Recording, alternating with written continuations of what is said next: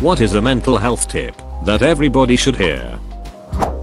The thing you're upset about is probably not the thing you're upset by. You can handle a lot when you reach your limit. There's probably a big pile of upsetting things that got you there. The one you're thinking about is just the one on top. The one you should be trying to fix is the biggest one. And it's usually closer to the bottom of the pile than the top. A tiny bit of progress is better than none at all. Healing and coping isn't an all or nothing situation. If you're too depressed to take a shower, but you can manage to brush your teeth, great. You don't have to do the full program for it to be a success. Maybe tomorrow you'll shower instead, or you'll just freshen up at the sink. You can't manage to do a full 45-minute yoga flow, but you can do the 10-minute of light stretching.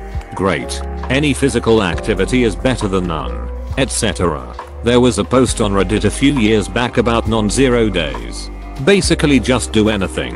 A few push-ups, some dishes, paperwork. Even if you do one thing a day to offset your day from zero, you'll start feeling better.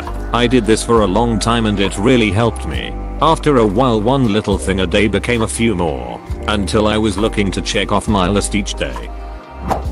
You aren't responsible for others' happiness. Always be there for your loved ones and support them however you can. But you can do everything right and still not be able to help fix someone. If someone is drowning, throw them all the life preservers you can find. But don't swim out and join them, or you'll soon find yourself drowning right alongside them. Anyone who identifies with this comment should learn more about codependency.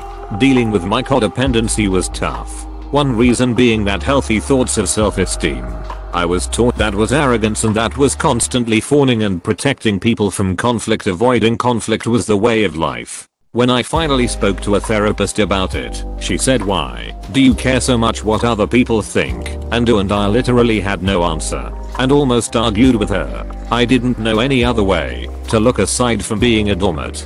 Rebuilding has felt complicated and against my grain, but I already see the positive effects. You should curate your viewing diet. What you spend your time watching online affects your mental health. You should avoid media you know is actively harming you.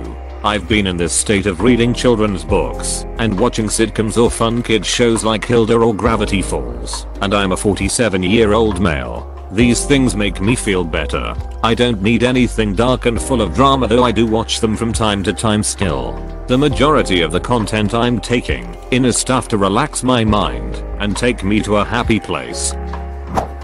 Don't take criticism from anyone you wouldn't go to for advice. Exercise is good for the brain. Worried about what other people think of you. People aren't thinking about the things that you worry them thinking about. Not as much, anyway. Everyone is too busy with their own lives and ironically, worrying about what others think about them. These are the things that have helped me most. Have a primary care doctor that you trust and are open with. Mine helped me figure out that I have fibromyalgia, which also causes depression. I honestly went years without a diagnosis due to me not trusting doctors, not having a good one. Hunt the good stuff is how the army puts it.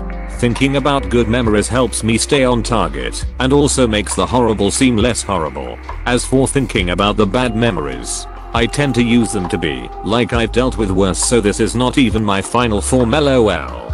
Do things that combat what's making you depressed. Example, I get super depressed by climate change news. I now avoid that kind of news but also spend time trying to fix the issue. I live a zero waste lifestyle. I educate others. I did wildland firefighting to help. And I invest in environmental companies. Every little thing I do to help helps me indirectly. Don't be afraid to ask dumb questions. Being sure about what you know well, it's something. Sleep is unbelievably important for your mental health. A consistent sleep schedule will make working through shit possible. Choose a time window that you will be able to consistently keep up, like 10:30 to 7 or 11:30 to 8, and have that be your time for sleeping. To an hour before you go to bed. Try to only do quiet, calming things for your nervous system, like watching funny things versus scary or stressful, or reading. 3. Avoid alcohol or marijuana to help you fall asleep. Pretty sure studies have shown that it may help to fall asleep, but not to stay asleep and have a good quality sleep. 4. Go to bed at your sleeping time and lay in bed to see if sleep will come. Try counting, doing progressive muscle relaxation, conjugating verbs, saying nice things to yourself. Try to avoid perseverating on negative things. 5. If you don't fall asleep in half an hour, get out of bed for 15 minutes and do something very calming, like more reading or listening to music, something that might help your brain relax and not stimulate you too much.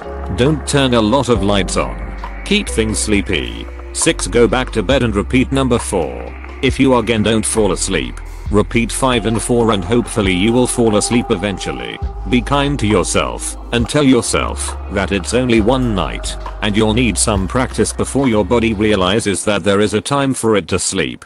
7. The next day, don't nap. It might be very uncomfortable, but the goal is for your body to remember that nighttime is for sleeping and daytime is for being awake. If you do nap, set multiple alarms for 20 minutes maximum. 8. As your bedtime comes, repeat again from step 1. As you practice this, as long as you don't let yourself nap, your body will get tired enough for you to fall asleep in the evening, and over time you should build up a healthy sleep habit system. I know it sounds simplistic, but maybe give it a go before you knock it. I also know that many people find it hard to block out a consistent time for sleeping because of work schedules, but the more consistent you can be, the better you will sleep, and the better your mental health will be. If this doesn't work, talking to a counselor can be helpful. If you're low income, you can search for counseling schools in your area. Usually you can find a master's student counseling program or organizations with discounts for low income folks. Good luck. Take care of yourself and see if you can be nice to yourself the same way you would be to a friend. Seriously, make sure you surround yourself with people who care about you, regardless of how fun your friends are at the time.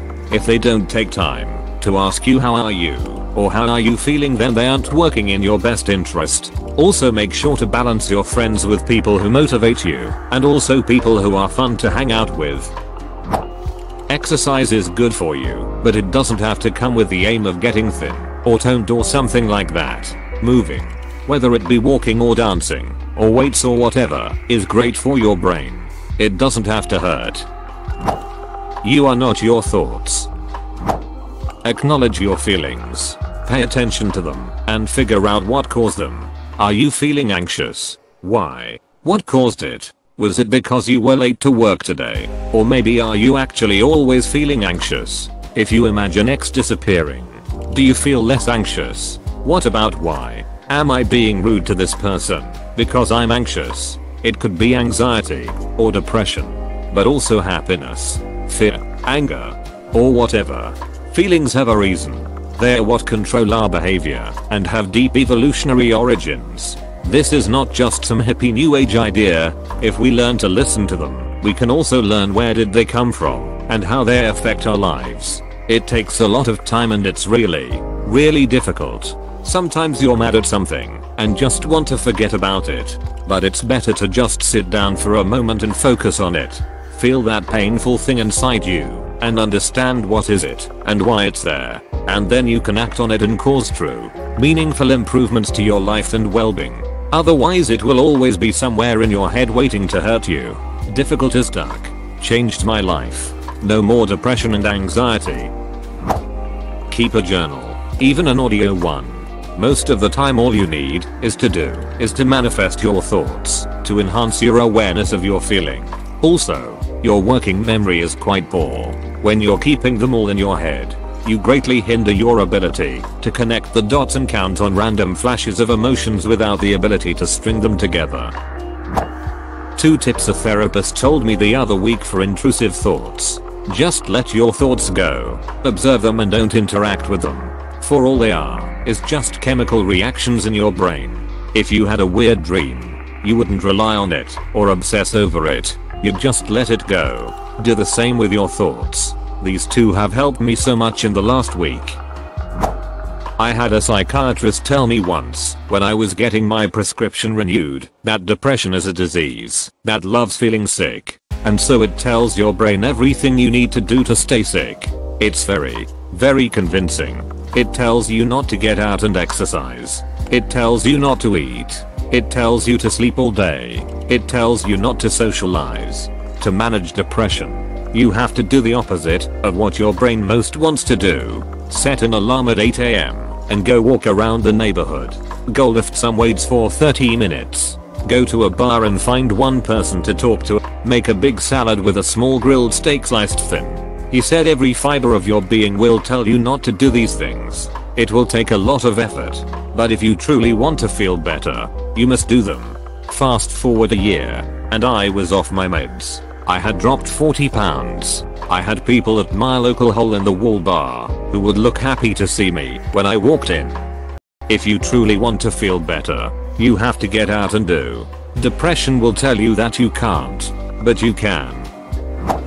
Learning breathing tips to help when you're feeling anxious or overwhelmed is a good first step. Won't solve any underlying problems. Therapy would probably be best for that. But in the meantime, while those are being worked out, learning some breathing techniques gives you something to focus on and ground you to the reality outside of your mind, and has actual physical benefits for your brain that help relieve stress and anxiety. There's lots of different methods out there. This article looks like it has a pretty good summary of them. Link. 2 sayings have stuck with me. When life gets hard, take it one day at a time.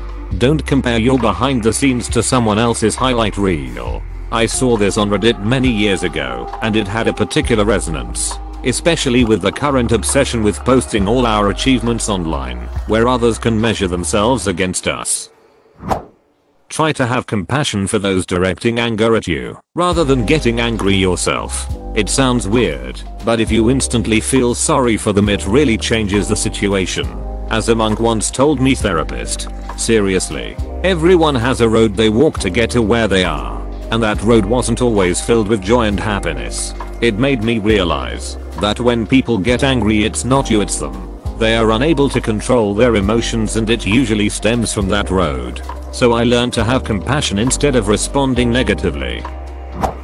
You're allowed to cut toxic people out of your life, even if you've known them a long time, or are related to them, even if you're married to them. Removing them creates a void that will pull in supportive and healthy people faster than you think. I have 2 bits that have helped me a lot. Anything worth doing is worth doing poorly rather than not at all. Brushing your teeth for 2 minutes is too long. Try 20 seconds. Making a sandwich too much. Eat the sandwich components instead of making one. Also, when you're wanting advice, think of what you would tell a friend if they were in that situation. Feeling worthless and alone. You wouldn't tell a friend, well, of course you are. Look at you. You'd try to make them feel better. You can do that for yourself too. You never have to do today again. Alcohol can give you anxiety or make your anxiety worse. So will cannabis. Emotions are like kids. You don't want them driving the car, but you don't want them tied up in the trunk either. If someone is sharing something bad with you and you find yourself tempted to say at least, to try to put a positive spin on it, don't do it. It feels like the right thing to do, but generally it's just gonna make them feel not heard. Stick to "oh man that sucks, I'm sorry that's happened to you" or similar. Avoid doing things that causes only making things worse. Like, don't talk that friend who never ever understood you just because you want to feel better at that time. We suffer more from imagination than from reality. Seneca. Most things I worry about never happen anyway. Tom Petty. Do small new things every day if you feel like life is monotonous. For example, eat on your balcony today, read a magazine, watch a new YouTuber, put on an outfit just to stay inside, etc. All of these are small, but they can really change your days and even make you feel productive. Learn that from personal experience.